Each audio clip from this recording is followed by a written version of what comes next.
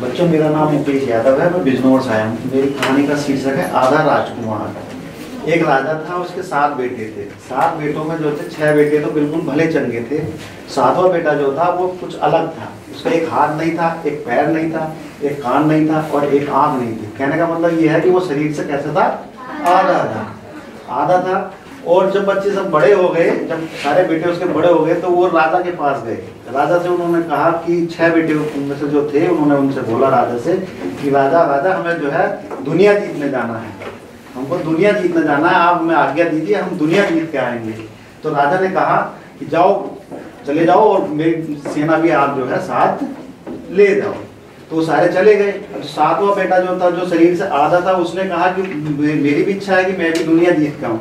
तो वो महाराज से बोला कि महाराज कि मैं भी दुनिया जीतने जाऊंगा। तो उन्होंने महाराज जी ने ये कहा कि हाँ आप चले जाओ, मेरी ढोलक आप साथ ले जाओ।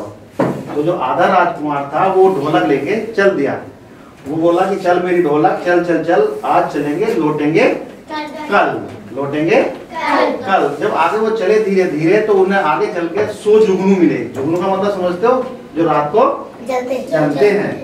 तो जब 100 जुगनू मिले उनको, तो उन्होंने कहा कि आप कहाँ जा रहे हो, आधे आधे आप कहाँ जा रहे हो। तो उसने कहा कि पहन बहादुर का मैं वेश, चला जीतने देश विदेश। तो उसने कहा जुगनुआ कि हमें भी साथ ले लो, हम जहाँ आप कहोगे वहाँ उजाला कर देंगे।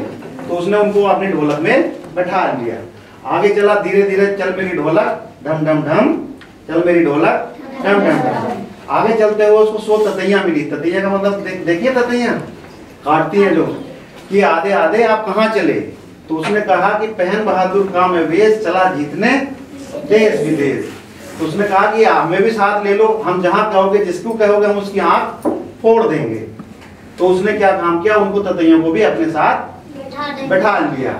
आगे चला वो धीरे धीरे, चल मेरी ढोलक ढम ढम ढम। इस तरीके से वो दोबारा चलने लगा। आगे चलते उसको 100 धागे की तारे मिली। क्या मिली? 100 धागे की तारे। उन्होंने कहा कि आधे आधे आप कहाँ चले।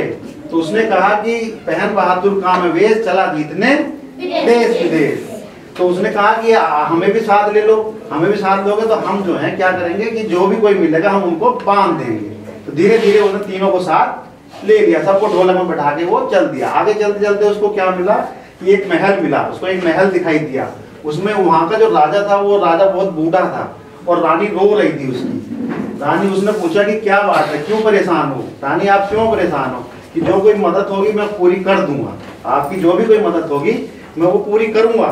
तो इस पर उसने कहा कि हमारे जो महल पे परदेसी सिपाहियों ने हमला बोल दिया है और वो छुपे हुए हैं, हमें वो भगाना चाहते हैं यहाँ से, हमें हटाना चाहते हैं।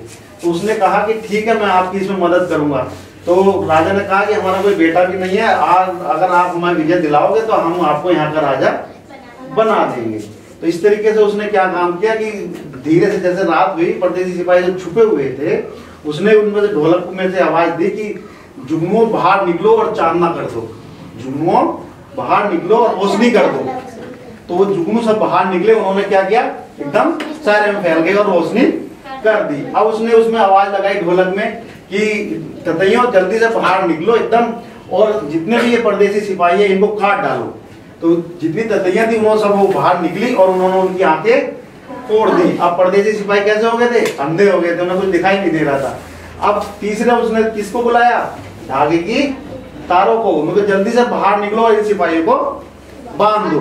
तो उन्होंने क्या करा, उन सबको बांध दिया। इस तरीके से उसने किस पे, उस महल पे अपनी विजय प्राप्त कर ली। राजा बहुत खुश हुआ, उसने इनाम दिया बहुत सारा, और इनाम लेके वो वापिस आया। कहाँ, अपने घर पर। उसको बहुत सम्मान मिला। और बाकी जो वो थे, जो 6 राजकुमार गए थे, वो सैर सपाटा करके घूम कर वापिस आ गए। ये थी एक छोटी सी कहानी। इससे हमें क्या शिक्षा मिलती है कि हमारा जो आत्मविश्वास और सूझबूझ है, हम बड़े से बड़े काम को भी कर सकते हैं।